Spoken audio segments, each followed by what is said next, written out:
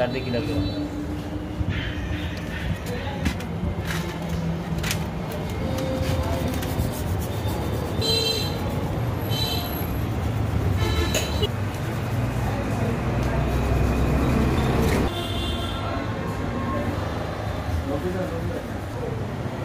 अरे पर्दा किन क्या गाडी बसेर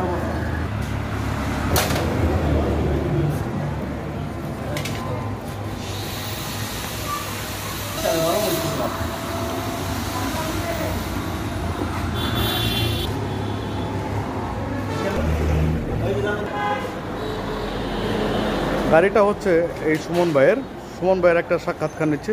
সুমন ভাই বলেন। আসসালামু আলাইকুম।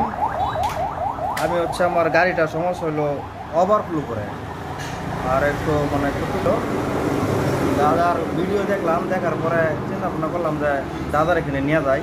আমি অনেক দূর থেকে আসছি, মাউসিং থেকে আসছি, তো এখানে অনেক টেকনিশিয়ান ছিল। তারপর দাদার অনেকগুলো ভিডিও দেখি, তো দেখার পরে আমার ভালো লাগছে।